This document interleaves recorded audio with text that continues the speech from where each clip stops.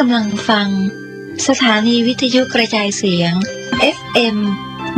104.5 เมกะเฮิรตซ์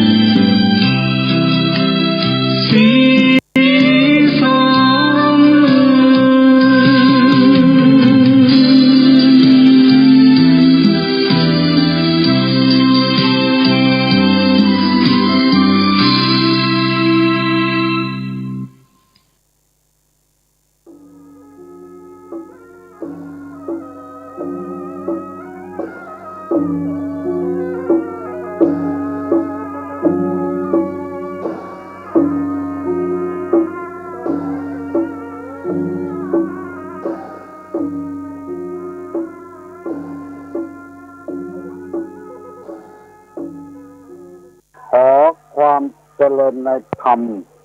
และความผาสุกทางใจจงได้บังเกิดมีกับท่านสาธุชนคนดีผู้เจริญอยู่ในศีลผู้เจริญจริงอยู่ในธรรมทุกท่าน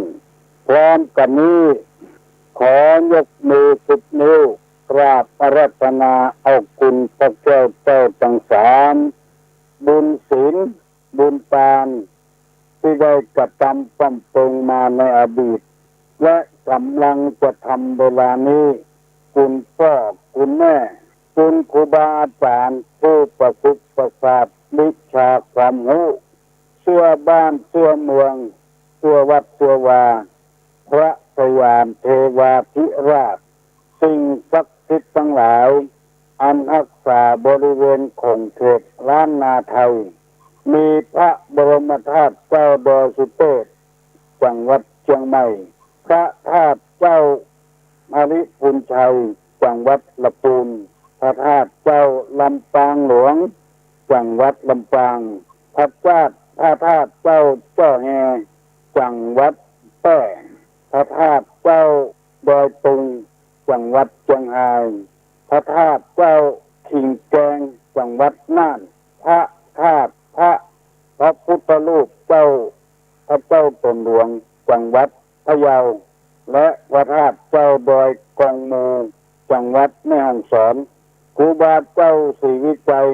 นักบุญแห่งล้านนาไทยเป็นต้นขอยกมือสิบนิ้วกราบอาราธนาและเชิญชวนมาปกปักรักษาท่านสาธุชนผู้เจริญในศีลในธรรมที่รับฟังรายการนี้ทุกท่านท่านทั้งหลายมีความสุขกายสุขใจเหมือนกันทุกตนทุกองค์ทุกผู้ทุกคนก่อนที่จะได้ดำเนินรายการต่อไปนี้ขอเชิญชวนมวลท่านพุทธบริษัททั้งหลายได้ยกมือติดนิ้วไหว้พระเพื่อให้เกิดความเป็นสิริมงคลกับตัวกับครอบครัวกับธุรกิจหน้าที่การงานสิ่งแวดล้อมพนมมือขึ้นเลยว่าพร้อมกันอะระหังสัมมาสัมพุทโธภควา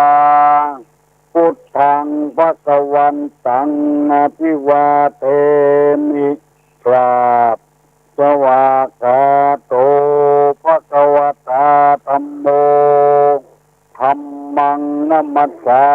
มิกราบสุปฏิปันโนภควโตสาวกสังโฆสังฆังนัมมามิกราบหันทมยังพุทธัสสะภควโตบุพพะพระภาคณะมะกะลังกะโลมาเสนะโมตัสสะภะคะวะโตอะระหะโตสัมมาสัมพุทธัสสะนะโมตัสสะภะคะวะโต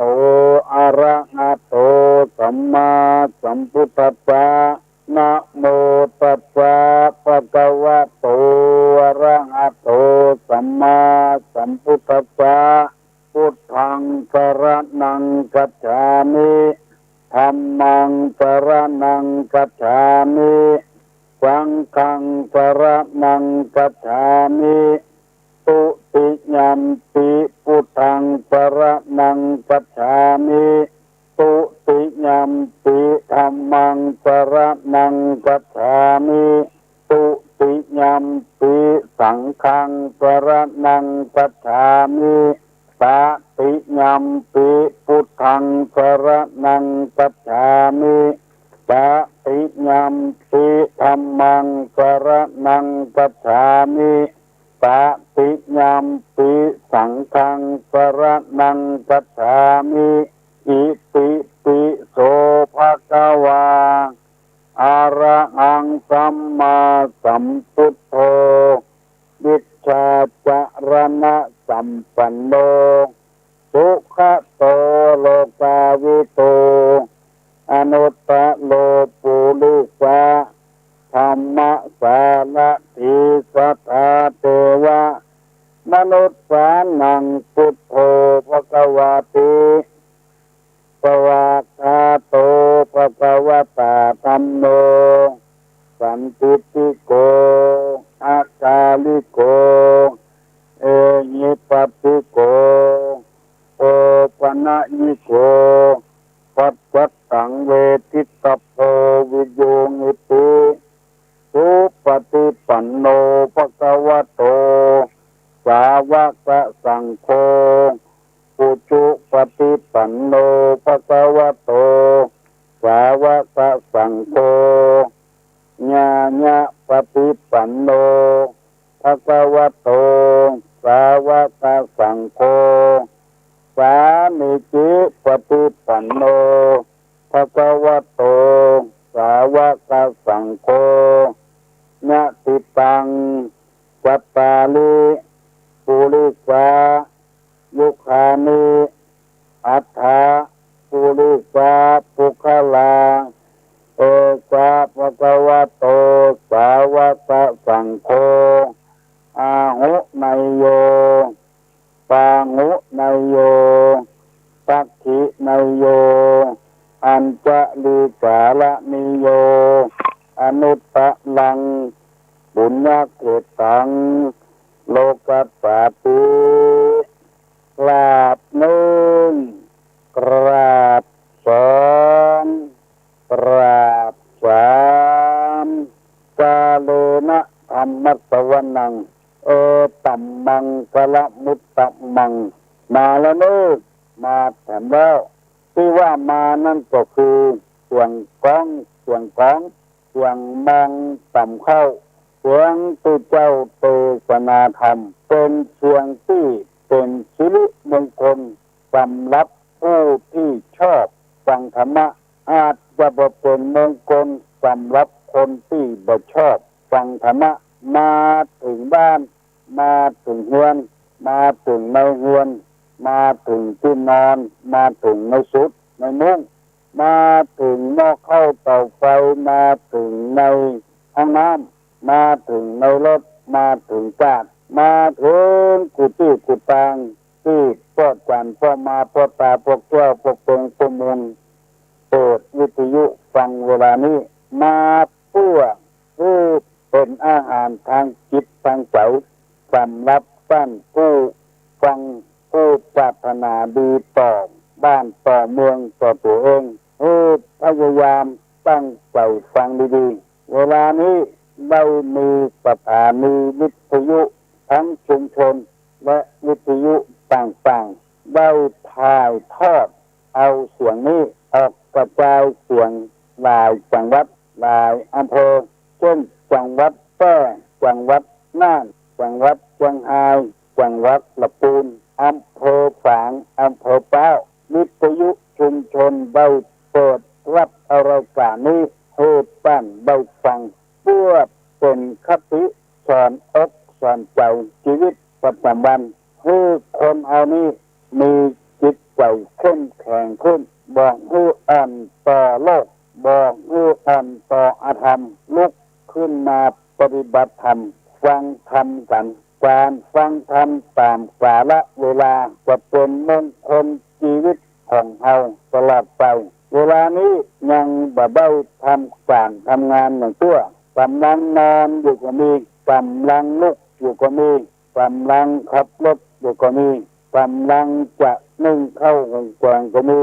กำลังจะซักผ้าซักตัวอยู่ก็มีกำลังจะล้างถ้วยล้างจานกินไม่ตะวาไม่ได้ล้างเพราะมันค่ำเกินไปกำลังทำการทำงานโดยแล้วกำลังจะฟังธรรมะโดยเพื่อคัดเกลาความเศร้าความหมองที่อยู่ในจิตในใจไล่น้ำเน่าออกจากจิตจากใจเอาน้ำใส่เข้าไปแทนเพื่อให้ความทุกข์ใจได้เบาบางลงไปหรือในที่สุดจะหายไปเพราะคนเอาบอกเข้าใจจึงหลงอยู่ในความทุกข์แบกความทุกข์เอาไว้หอบความทุกข์เอาไว้มีหลายเคยพลาดหวังผิดหวังจากการที่มีผัวบดีมีเมียบดีมีลูกบ บดีข้ามพ่อข้ามแม่เอาใจตัวเองว่ากำลังหลงอยู่ในสภาวะเช่นนี้ถ้าได้ฟังทำไปบ่อยๆเอาจะได้ฟื้นเอาจะได้มีสติมีปัญญามีปัญญาเพิ่มเติมขึ้นต่อไปหลายวันแล้วตุลุงได้นำเอาเรื่องความทุกข์มาเสนอให้พี่น้องทั้งหลายฟังว่าคนอันนี้ถ้าบ่ฮู้ตันมันจะเป็นไปด้วยความทุกข์ทุกสิบประการในธรรมะพุทธศาสนามีอยู่ว่าสภาวะทุกประจำสังขารได้แก่การเกิดมาก็เป็นทุกข์ความแก่มาก็เป็นทุกข์พยาธิมาเบียดเบียนก็เป็นทุกข์สองก็กินแล้วก็ทุกข์มันจรมาคือมีความโศกความเศร้าความเสียใจมีโทมนัสมีอุปยาตมันจะจรมาหาเฮาทั้งที่ว่าแล้วได้อย่างบ่เหมือนใจซื้อรถก็บ่เหมือนใจเป็นทุกข์กับรถมันจรมาเองเพราะเอาไปเสาะหามันก็จรมาหาเฮาเป็นนี่เป็นสินต้นทั้งใดก็ดีส่งนี่เก่านี่ใหม่ทับถมจนอยู่บ่ได้หนีออกบ้านออกจองเพราะทุกข์จรมาหาเฮาสามนิพัทธทุกข์เนืองนิดคือทุกข์เป็นเจ้าเรือนได้แก่ความหนาวก็เป็นทุกข์ร้อนก็เป็นทุกข์หิวถ้าอยากกินน้ำก็เป็นทุกข์กระหาย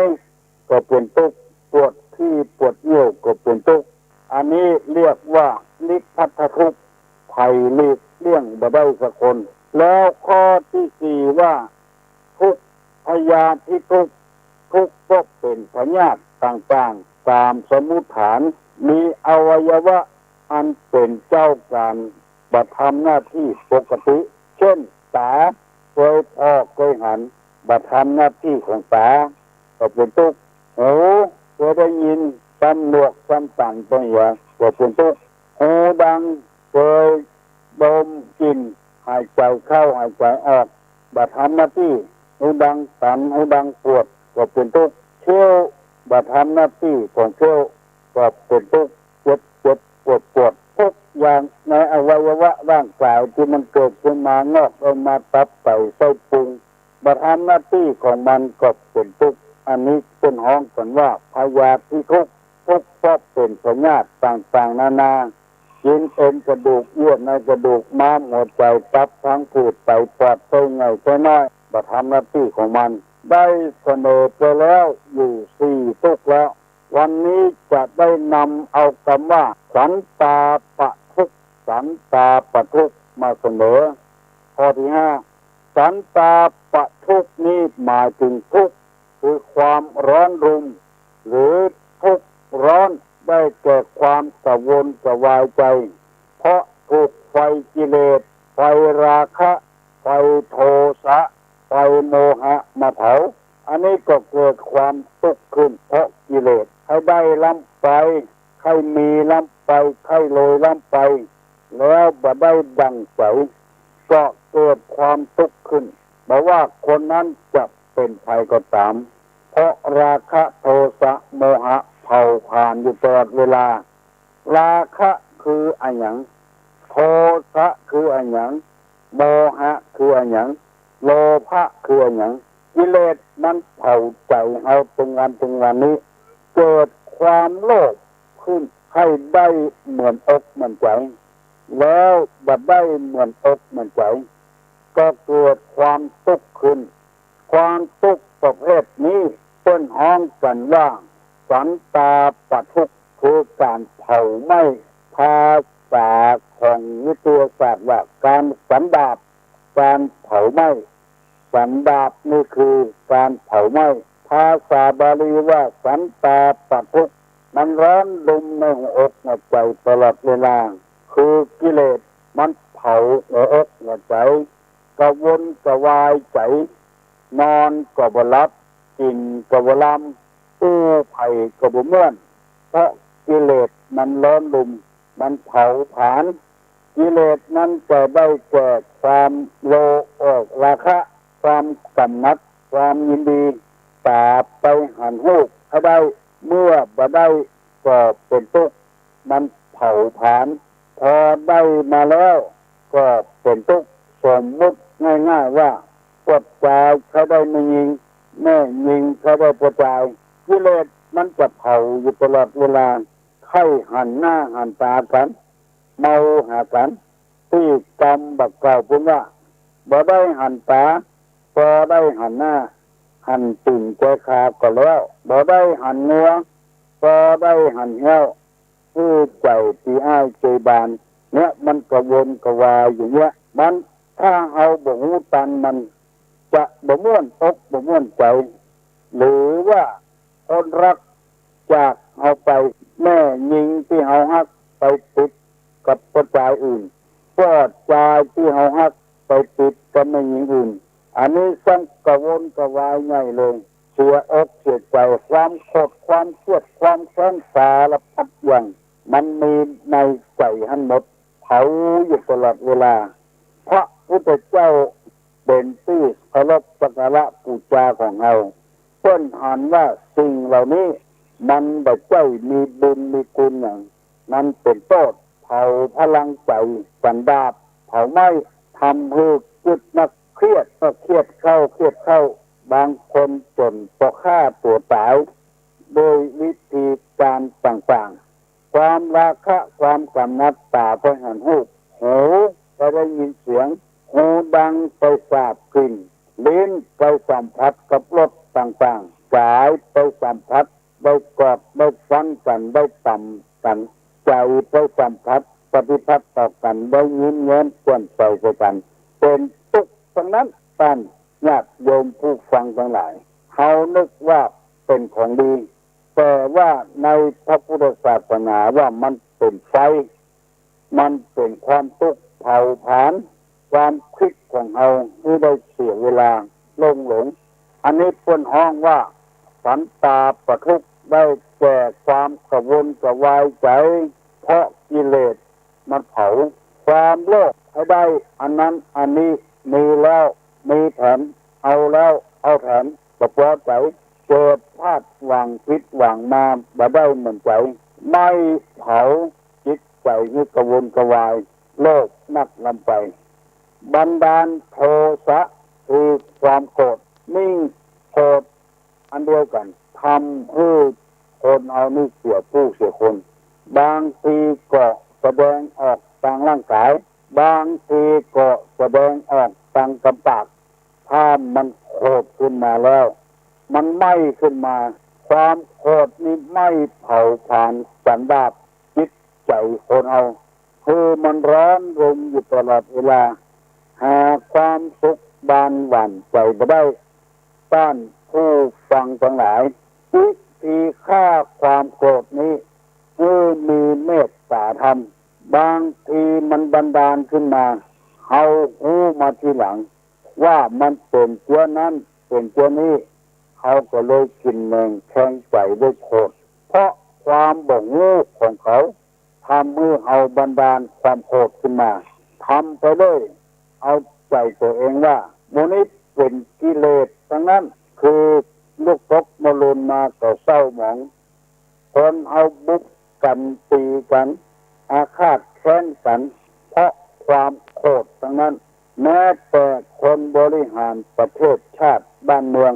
นำความเจริญมาสู่ให้ทราบประชากรราษฎรหาหนทางทุกวิถีทางที่จะให้ชาวบ้านชาวเมืองได้อยู่เย็นเป็นสุขแต่แล้วมีคนใดคนหนึ่งเกิดบันดาลโทสะขึ้นมาความโกรธขึ้นมาจะมีวิธีเดียวเท่านั้นคือทำลายจะเอาระเบิดขว้างจะยิงจะฆ่ากันก็เพราะกิเลสล้นลุมหมู่ที่ไล่ฟันต้นต่ำถนนหนทางหมู่นี้บ่มีความโกรธความเครียดหนังบ่มีความโกรธความเครียดทำไมจึงไล่ฆ่ากันไล่ฟันต้นต่ำถนนหนทางอันนี้ก็เกิดขึ้นจากโมหะคือความหลงว่าการได้เยอะให้คนได้ทำให้คนมันเนื่อนจะทำให้คนได้เก่งได้กลัวมีชื่อมีเสียงหลงไปทางนั้นแต่ว่า อันนี้คือตัวกิเลสทั้งโกรธทั้งหลงทั้งโลภมันลุมเล้าอยู่ในจิตในใจโลภะโทสะโมหะเข้าเผาผ่านจิตใจสันดาปอันนี้พวกน้องว่าสันตาปทุกข์วิธีแก้สิ่งเหล่านี้ถ้าเอาพอผลมันแก้ยากถ้าเอาจะแก้อย่างเดียวนั่นก็คือ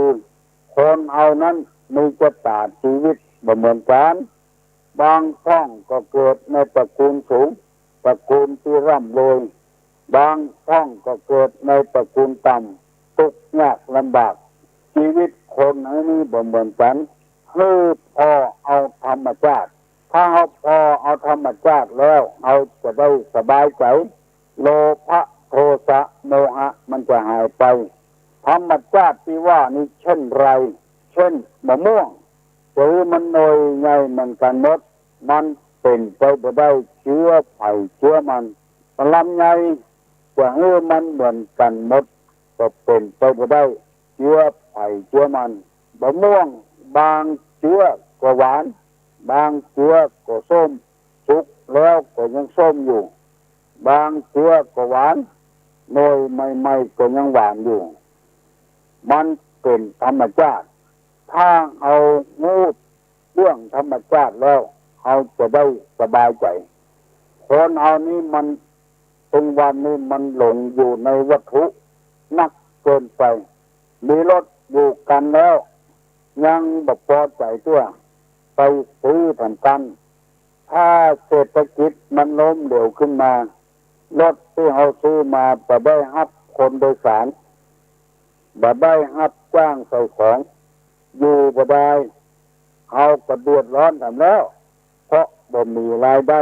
ส่งให้เพิ่นเพราะความโลภของเขามันเผาผ่านอยู่ตลอดเวลาเกิดความทุกข์ใจขึ้นแล้วก็มาเวทนาตัวเขาว่ามันเป็นกรรมเป็นเวรอย่างเขาคนอื่นมันบ่เป็นอย่างนี้เขาอย่างเป็นอย่างนี้เพราะความโลภของเขาเพราะความโกรธของเขาเพราะความหลงของเขาหลงในทางที่บดีประงามผัวก็มีอยู่แล้วไปติดปัจจัยอื่นแถมบักพอใจในผัวของตัวเองเมียก็มีอยู่แล้วบาปพอใจในเมียของตัวเองกิเลสมันเผาผ่านอยู่ตลอดเวลาให้ของผู้ตั้นผู้ฟังทั้งหลายจะเป็นผู้เจ้าพระนายเป็นพระเจ้าไม่มีข้าราชการบ้านเมืองพวกค้าพาณิชย์คนทำให้ทำสวนคือตั้งอยู่ในสภาวะที่มัชฌิมาปฏิปทาที่พระตถาคตของเราได้ปฏิบัติมาอย่าไปเข่งน้ำไปอย่าไปงานน้ำไปเพื่อนอกก็หายพอดีอย่าไปไข้รวยเกินไปอย่าไปขี้ค้านเกินไปนอกก็หายพอดีถ้าโคตรมาแล้วก็เอาใจตัวว่าใครว่าบ่ฟังเพราะความโกรธเมื่อลุนมาก็เลยกินแหนงแทงใจได้เนี่ยคนก็เลยรู้กันว่าเมื่อโกรธนี่มันเป็นที่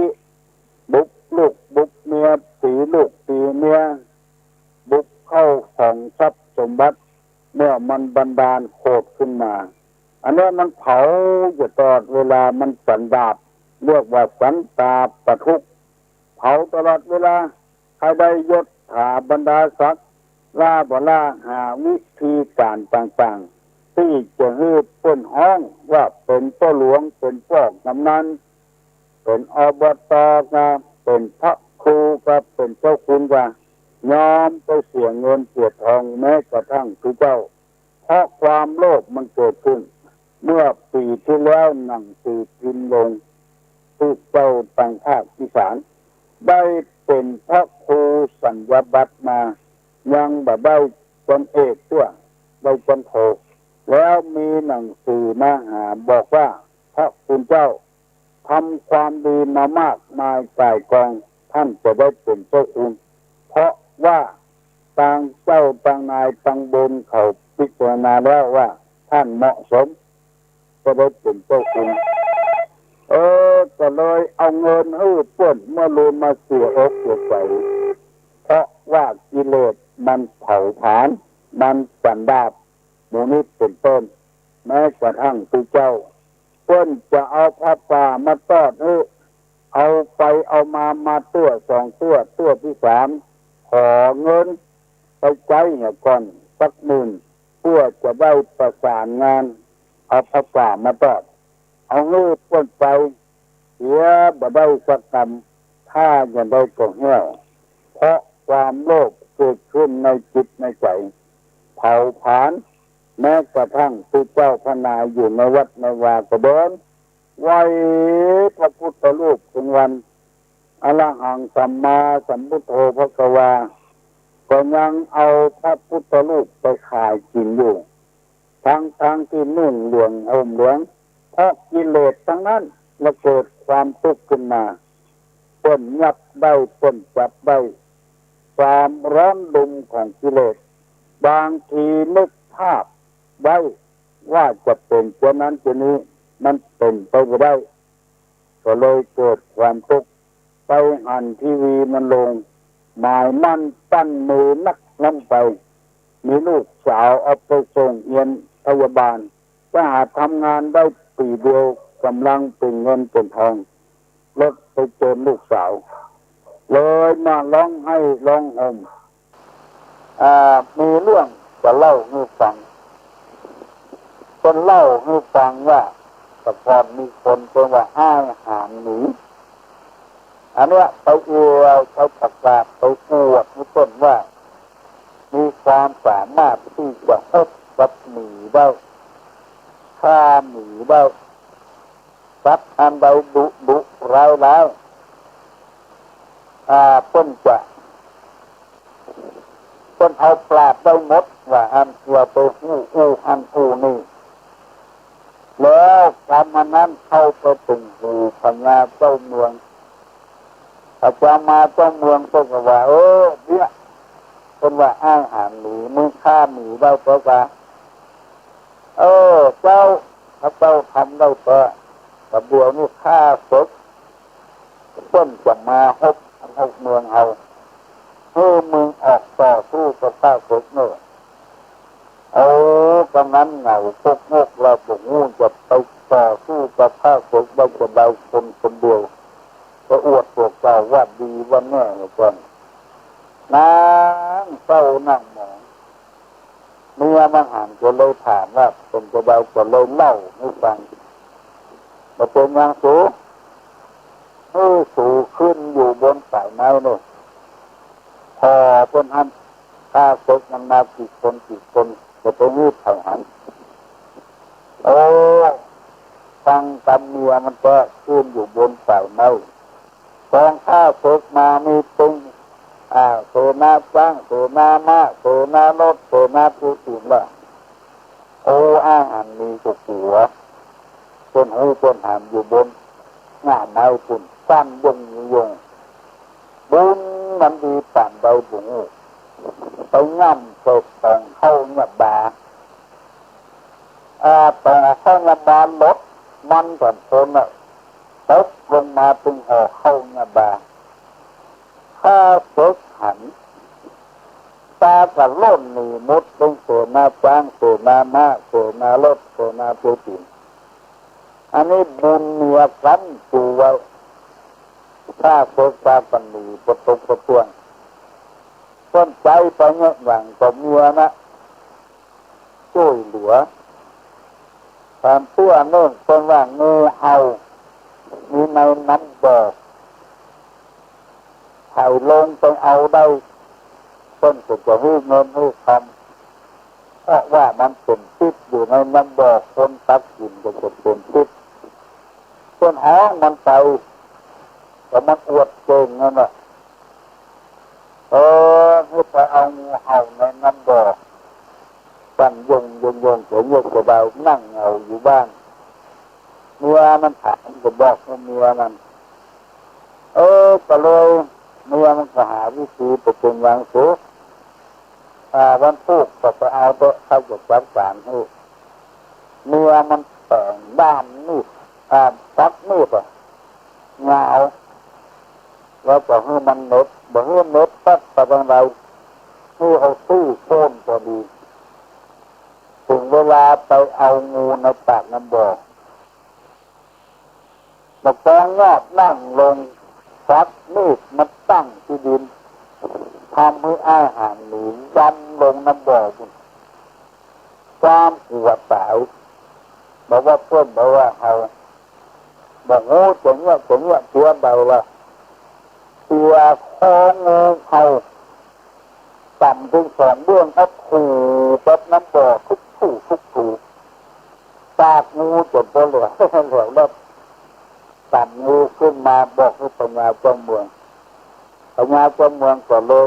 ระวังกันโตกับมันจักนักเพราะว่ามันเก่งมันเอางูเห่าในน้ำบ่อออกมาได้อันนี้ก็อวดตัวเก่งลำไปเดินเข้ามาเข้าต้นใจหั่นใจนี้ก็เนี่ยไปบวชแล้วไปสวมเมียพุ่นอันนี้ก็ได้ดีเพราะเมียก็ออกตั้งหลายที่เป็นผัวของเมียจะไปตีว่าไม่ยิงนี่ผมมีอย่างความจริงมันก็เก่งมีสติปัญญาเหมือนกันถึงจะกำลังมันน้อยก็กำลังสติปัญญามันดีจะไปอวดเก่งกล้าสามารถมันเปล่าพกเก่งจะมีหลายแล้วอยู่เบากับเป็นเปล่าพกความเก่งกล้าสามารถ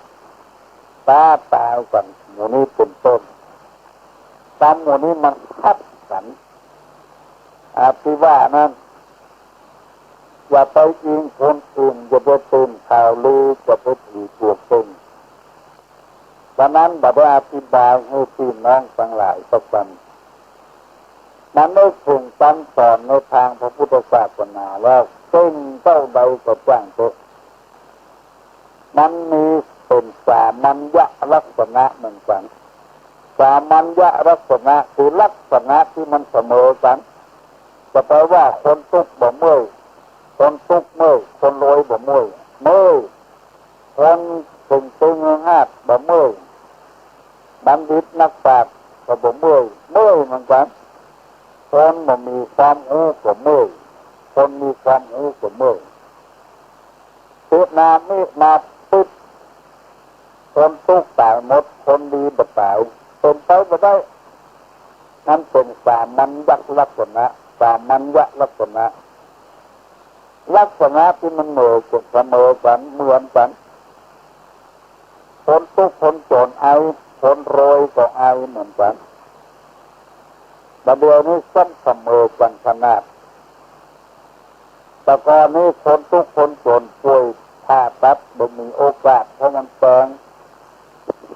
มีว่าคนร่ำคนรวยก็ไปผ่าตัดแต่เดี๋ยวนี้30 บาทได้ทุกโรคคนทุกข์คนจนก็ได้ผ่าตัดคนร่ำคนรวยก็ได้ผ่าตัดเจ็บเป็นเย็นอุ่นเอาสังเกตพอข้าราชการบ้านเมืองได้ฟอกเลือดคนธรรมดาก็ได้ฟอกเลือดเช่นเดียวกันเพราะว่ามีลูกเป็นข้าราชการเบิกเอาได้ตู้เจ้าท่านนายก็มีโอกาสได้เสมอกันมันเป็นสามัญญลักษณะคนที่เป็นเจ้าเป็นนายเป็นเจ้าคนนายคนเมื่อยคนธรรมดาสามัญนี่ก็เมื่อยอย่างเดียวกันลักษณะที่มันเหมือนกันคนทุกข์คนจนคนบ่มีทรัพย์สมบัติเท่าแก่เที่ยวลอนเที่ยวเว้าคนร่ำคนรวยก็มีลักษณะเหมือนกันแต่ว่าคนนั้นจะเป็นสุเจ้าเป็นพระนางเป็นเจ้าสาวไม่มีเพราะนั้นจึงกันเราก็ตามตัวมันมีลักษณะอย่างเดียวกันหมดเรียกว่าสามัญลักษณะคนรวยเกิดคนทุกข์ก็เกิดนางราวนี่นักเลือกคนรวยก่อนเกิดนักทางที่ทุกข์ยากอับจนเราเอามาโลมันมีลักษณะเหมือนกันเมื่อคนรวยเกิดคนทุกข์คนจนก็เกิดเช่นเดียวกันเมื่อคนรวยจนเขายากคนทุกข์คนจนก็เป็นเขายากดังเดียวกันเมื่อผู้เจ้าพระนาย เท่าก็คนจะใดคนบ้านคนจองก็เท่าก็เหมือนกันมีสามัญญลักษณะที่เล่ามานี่คือหมายความว่าคนนั้นมีความเสมอกันมีลักษณะที่เสมอกันเอาบุคคลที่จะไปอวดตัวเก่งกล้าสามารถโดยเพราะเก่งเปล่าเพราะเก่งก็มีจำนวนมากมาจ่ายกล่องแล้วโดยหันหนังสือพิมพ์ลงอ่านหนังสือพิมพ์ตะวันก็ถาข้ามมาเอาไปมาเขาว่าท่านว่าลงฟันตัวเก่าพอเราฟันเลอะละเย็บเพราะความเก่งตัวเก่านั่นเองนั่นมันแน่เป็นนอนของหมู่นี้เพราะฉะนั้นมีวิธีเดียวนะที่โบราณเป็นว่าถ้าบาปคนให้เอาไว้ในฝักถ้าคนรักให้เอาไว้ในใจจะไปอวดตัวได้เป็นอันนั้นได้เป็นอันนี้มันเป็นได้มันก็ส่วนได้ที่เป็นว่าโลกประทานเปิด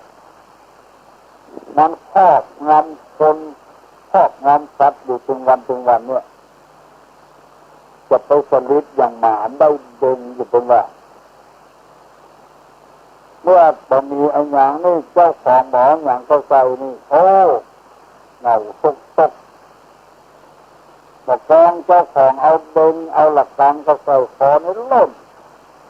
หน้าหอนสลิดอย่างหมาได้ดึงนี่ว่าอันนี้เป็นกรรมบักเก่าบักเจอที่เป็นว่าไว้จะเป็นมหากรอบเจ้าก็ดีจะเป็นพระกูอันนั้นก็ดี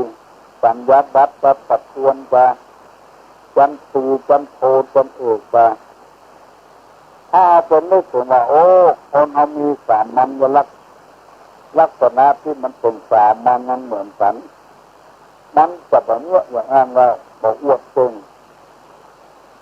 เนี่ยอาตมที่มันขัดกันคนบอกไว้คนเล่าไว้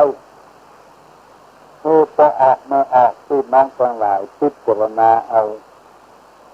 ว่าอันเราควรทำอันเราบุกควรทำบางทีถูกหวยได้เงินได้ทองแล้วง้างเอาชีพเก่าเอาละไปหาอาชีพใหม่เพราะมีเงินมีทองแล้วเดินเข้าใจเปล่าบุกเบิก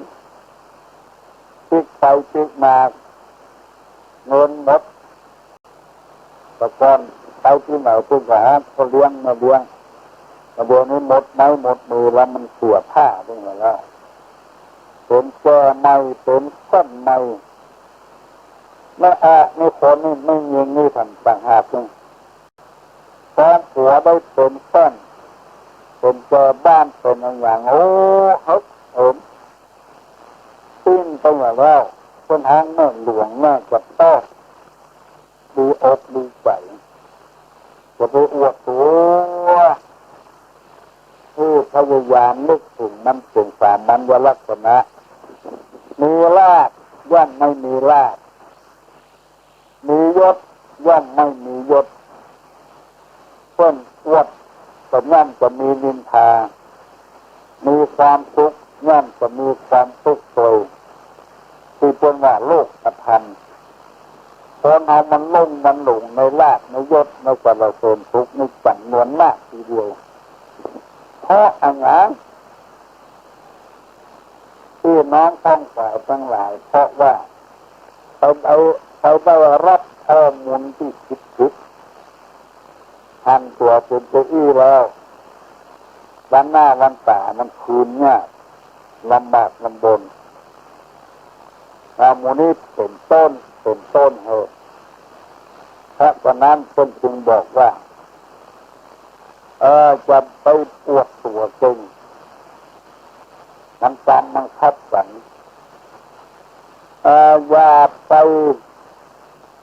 สาปะตัวอวดอ้างตัวเก่าที่การจนล่ำรับมาจะว่าให้ฟังจะไปอวดตัว เราจะไปหันเจ้าตัวว่าเต้าหัวลำบากว่าไปอยากของเขาว่าไปกล่าวหาเรื่องว่าไปเรื่องความจริง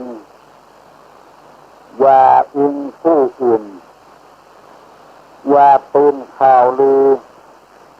ว่าถือตัวเก่งอันนี้เป็นกันเนี่ยเพื่อเอาได้